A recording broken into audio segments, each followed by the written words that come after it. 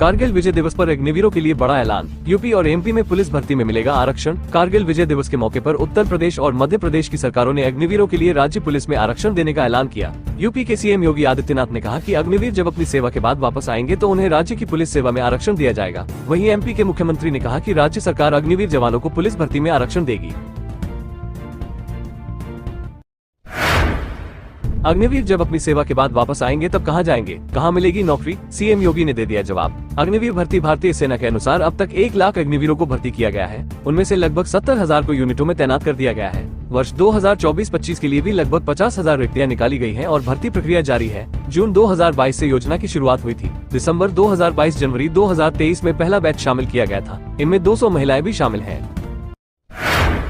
India गठबंधन सरकार आएगी तो 24 घंटों में खत्म करेंगे अग्निवीर योजना। सपा सांसद अवधेश प्रसाद का बयान। सपा सांसद अवधेश प्रसाद ने कहा, मुझे ये कहते हुए गर्व है कि हमारी सेना का एक गौरवशाली इतिहास रहा है, लेकिन अफसोस है कि भाजपा की सरकार ने अग्निवीर योजना की व्यवस्था की है। इससे ज्यादा अपमान सेना का नहीं हो सकता है। उन्होंने कहा कि जब इंडिया गठबंधन की सरकार आएगी तो हम 24 घंटों में इस योजना को खत्म करके सामान्य भर्ती करेंगे।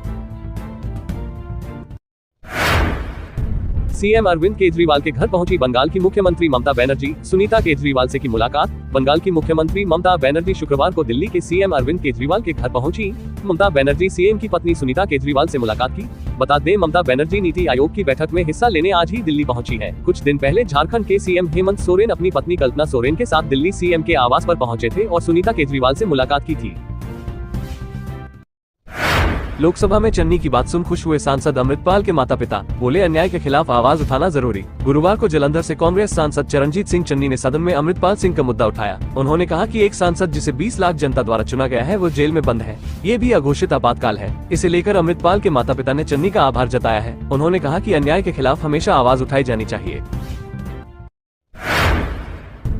अब नकल करते पकड़े गए तो 1 करोड़ का जुर्माना, उम्रकैद की भी सजा। यूपी लोक सेवा आयोग ने जारी की चेतावनी। पिछले कुछ सालों में उत्तर प्रदेश लोक सेवा आयोग के लिए ये बड़ी चुनौती हो गई है कि नकल मुक्त परीक्षा का आयोजन किस तरह किया जाए। चाहे पेपर लीक की घटनाएं हो या फिर एग्जाम हॉल में मोबाइल ले जाकर नकल करने के मामले। ऐसे मामलों के सामने आने के बाद आयोग की साख पर भी सवालिया निशान उठ रहे हैं।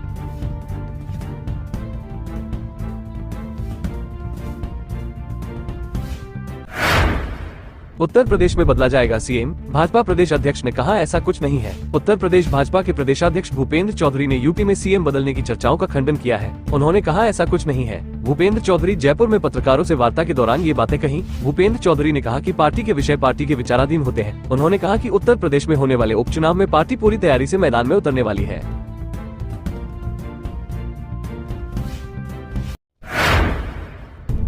अखिलेश ने केशव प्रसाद पर फिर कसा तंज। कहा, दिल्ली के वाईफाई का पासवर्ड और मोहरा है मौर्य जी। बलिया में पुलिस की वसूली के प्रकरण पर सपा अध्यक्ष ने कहा कि आज पुलिस ही पुलिस को पकड़ रही है। जब विपक्ष में रहकर हम सवाल उठाते थे तो पता नहीं कहां से भ्रष्टाचार और लॉ एंड ऑर्डर के आंकड़े ले आते थे। आज उनके विधायक और नेता कह रहे हैं कि इतना भ्रष्टाचार उन्होंने अपने जीवन में नहीं देखा।